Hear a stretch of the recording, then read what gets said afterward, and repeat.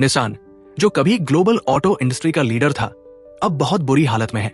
खबरों के मुताबिक अगर कंपनी को बड़ी मदद नहीं मिली तो शायद ये 1 साल से थोड़ा ज्यादा ही चल पाए। 2024 की पहली छमाही में मुनाफा 90% तक गिर गया है और ग्लोबल सेल्स लगातार कम हो रही है। खासकर चीन और अमेरिका जैसे बड़े मार्केट्स में भारी नुकसान हो रहा है। अब ये जापानी ऑटोमेकर एक बड़ा निवेशक ढूंढ रहा है। निसान के सीनियर अफसरों का कहना है कि कंपनी 12 से 14 महीने तक चल सकती है। इसके लिए उन्हें जल्दी से कोई बड़ा निवेशक ढूंढना होगा। साथ ही वो होंडा के साथ मर्जर की बात भी कर रहे हैं, जिससे दुनिया की तीसरी सबसे बड़ी ऑटोमेकर कंपनी बन सकती है।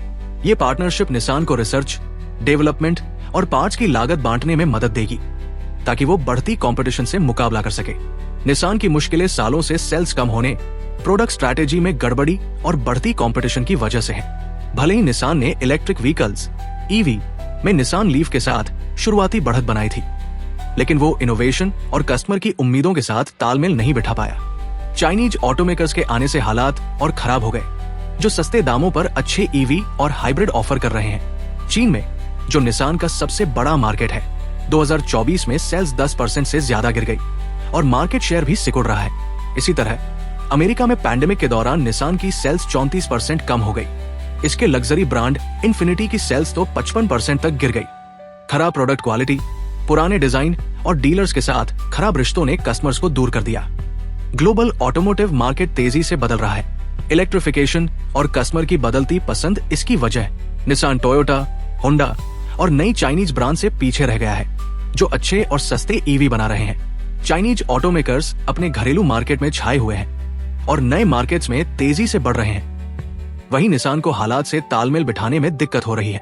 कंपनी के अंदर की मुश्किलें, जैसे रेनॉल्ट और मित्सुबिशी के साथ खराब रिश्ते, इसके रिकवरी को और मुश्किल बना रहे हैं। निसान के पूर्व चेयरमैन कार्लोस घोसन, जिन्हें जापान में फाइनेंशियल गड़बड़ी के आरोप में हाउस अरेस्ट में रखा गया था, अब खबरें हैं कि वो हाउस अरेस्ट से बाहर हैं और लेबन पहुंच गए हैं। घोसन की लीडरशिप, जिसे कभी निसान की वापसी के लिए तारीफ मिली थी, स्कैंडल में खत्म हुई और कंपनी में लीडरशिप का खालीपन अभी तक पूरी तरह भरा नहीं गया। होंडा के साथ मर्जर निसान के लिए एक उम्मीद की किरण है। दोनों कंपनियां मिलकर टोयोटा और हुंडई जितना मार्केट शेयर हासिल कर सकती है, जिससे चाइनीज ऑटोमेकर्स के खिलाफ उनकी पोजीशन मजबूत होगी। साथ ही निसान के $30,000 से कम कीमत वाले मॉडल्स उन कस्टमर्स को लुभा सकते हैं जो ऊंची गाड़ियों की कीमतों से परेशान हैं। निसान अंदरूनी तौर पर भी रीस्ट्रक्चरिंग कर रहा है। प्रोडक्शन में 20% कटौती, वर्कफोर्स में 7% की कमी और एग्जीक्यूटिव्स की सैलरी में कटौती कर रहा है। ये कदम कंपनी को स्थिर करने और फाइनेंशियल टेक्नोलॉजिकल बोझ बांटने के लिए पार्टनर ढूंढने के लिए है। जैसे जैसे ग्लोबल कंपटीशन बढ़ रहा है और ऑटो इंडस्ट्री इलेक्ट्रिफिकेशन की ओर बढ़ रही है, निसान के सामने मुश्किल चुनौती है। कंपनी जल्दी ढहने की खबरों को नकार रही है, लेकिन उसे फौरन एक्शन की जरूरत को मानती है।